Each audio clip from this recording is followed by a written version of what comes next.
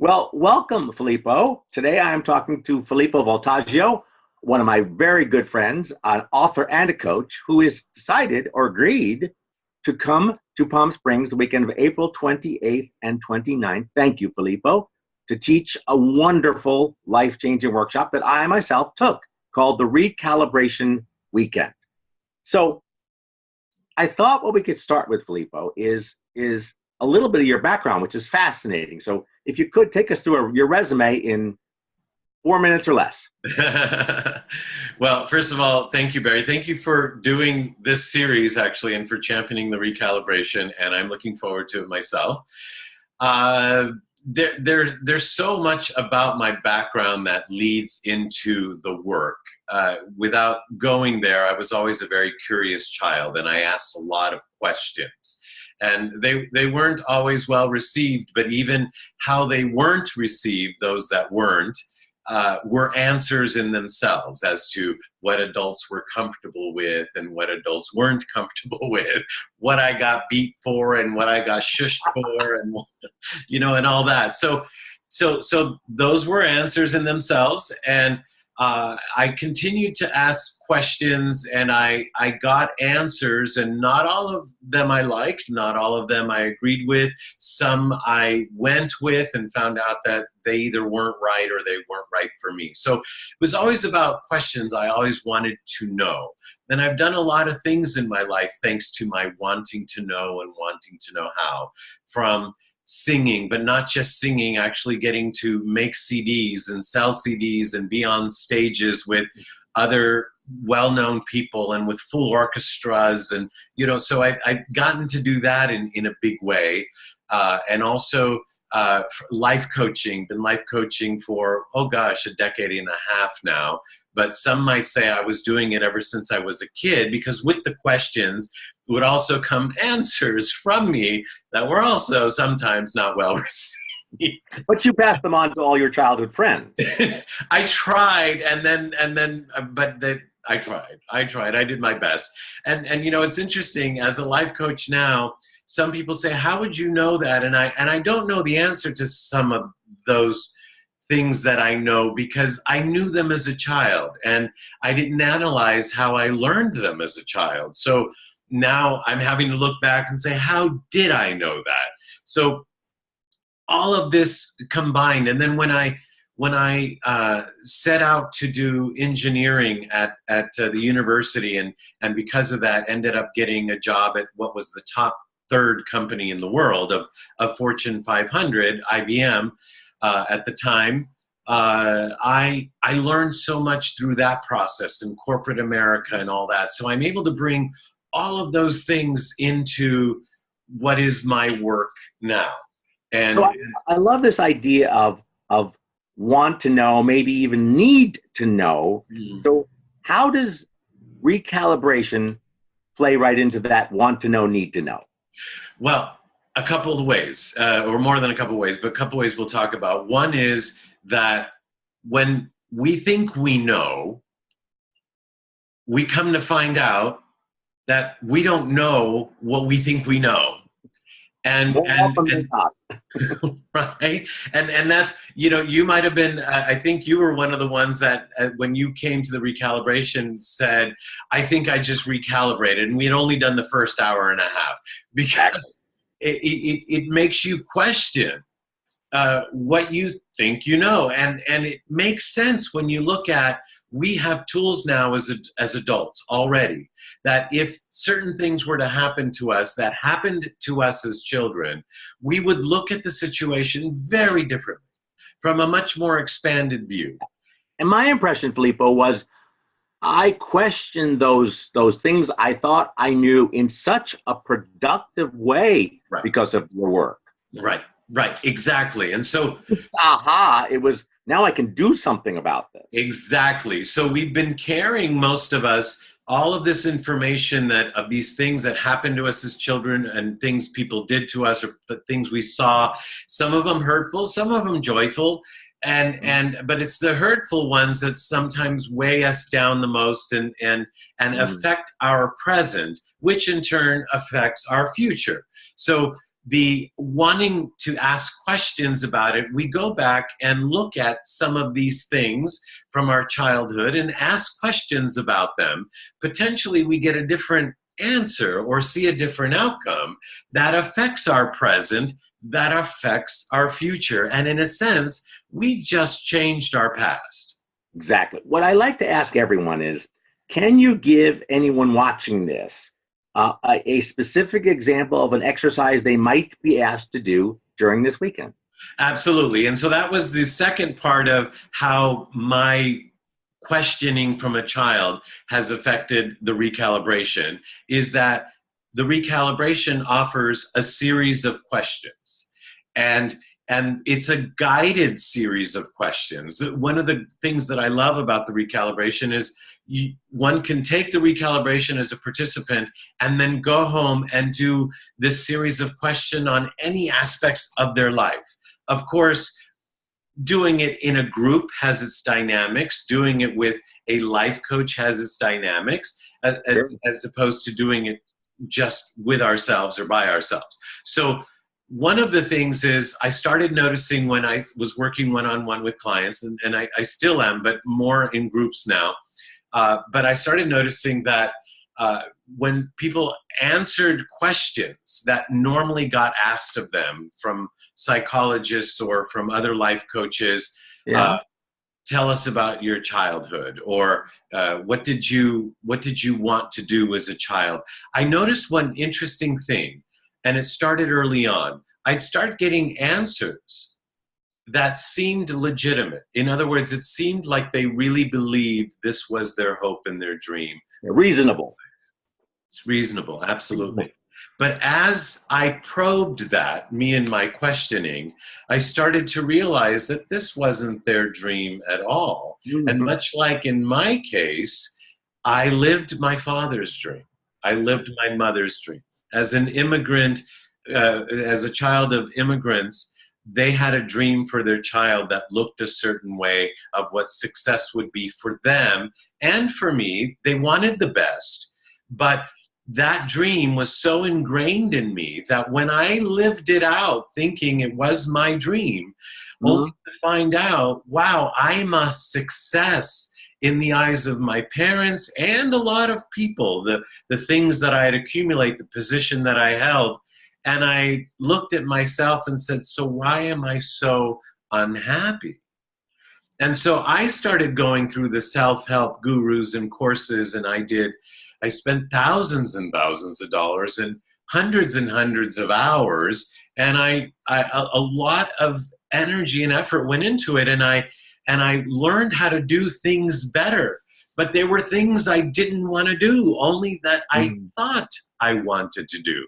So the questioning that I imposed upon myself, or that I inquired of myself, started to dig into what I really wanted. And so when I do this for my clients or with them, I started to realize that they were not in touch with what they wanted, but only what their parents wanted, society wanted, their culture wanted, religion wanted, and they were almost afraid and shy to tap into what they really wanted. And it was almost easier to say, I want this. I want this. So let me ask you this question then. Defining your own success on your own terms sounds fantastic. But at the same time, I'm thinking about other people thinking, in one weekend, I can define my own success on my own terms. How is that possible? Well, it is possible in the sense, like you were saying at the beginning, ahas happen. And any one aha could lead to a myriad of other things. So we look at foundational information. So if we're looking at buying a house, we can come in and say, oh, that's a beautiful sink, and that's a beautiful toilet, and that's a beautiful bedroom. But if the foundation of the house is not great, and it could collapse at any time, and all we're looking at is the sink and the toilet and the bedroom, then then those things won't exist. They're based on falsehoods. And before we buy the house, we bring in an engineer, or we bring in somebody that could look at the structure and tell us, is this a sound house? Should we buy it? Not just based on how pretty and wonderful things look on the outside. So the course is helping each one of us look at our foundation of our home. And so right. That's getting, and as once we get the information from ourselves of what the foundation looks like, then we can decide, do we have to tear down the house? Do we have to? And that's not something that's going to happen that weekend. That'll take time to decide what you want to do with the information. And things build upon things. So as long as we're in a safe environment to explore certain things, we won't get it all. And I say to people, it's not about trying to get it all. It's about getting what bubbles up. So if I ask somebody a question and the first memory or the first issue or the first answer that they come up with, let's work on that. We don't even need to dig any further because there's already enough in that. So what does that say to you?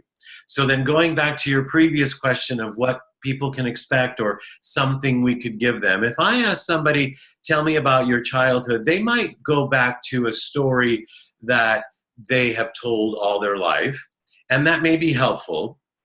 And they'll tell it maybe in a way that they've always told it, and that may be helpful. But I like to look at things from a perspective that they never have. And so one of the questions that we ask early on is, what did other people say about you?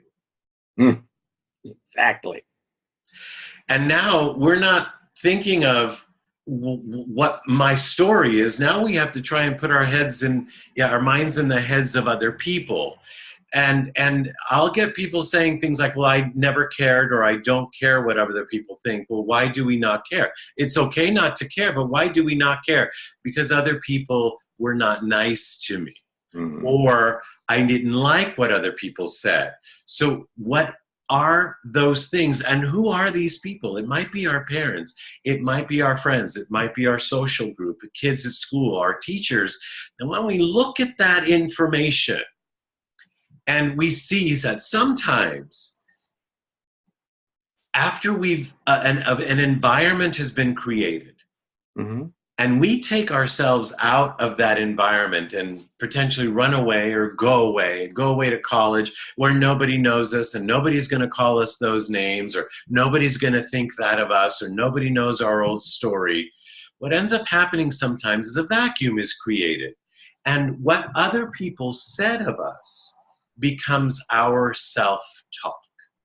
And now, we may be in a group of wonderful people that say wonderful things to us, but if in our childhood and in our unconscious and during our developmental years, while our minds were sponges, if we took in potentially negative things or positive things. I have stories about people had positive things said to them that they felt they couldn't live up to, and had a horrible time in their adult life trying to live up to all these things that they thought these people held a bar for them. And if they didn't achieve and succeed and hold that bar, then they'd have so it depends on how we interpreted it. So one of the questions we could ask ourselves is, what did other people say about us? That's great. So I've saved the last question for my last question, the toughest one, of course.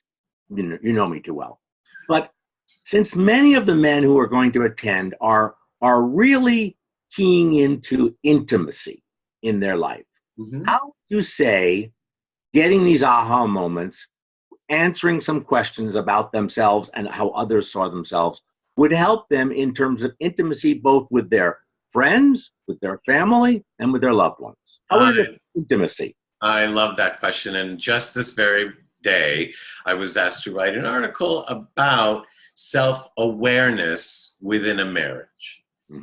And in the article, I share how self-awareness is always important, especially within a marriage, because we have a tendency to lose ourselves in couplehood. And that's not just about couplehood. I just read an article 2 days ago on how a violinist who's one of the top violinists in the Los Angeles Philharmonic says that he had lost his skills performing with an orchestra.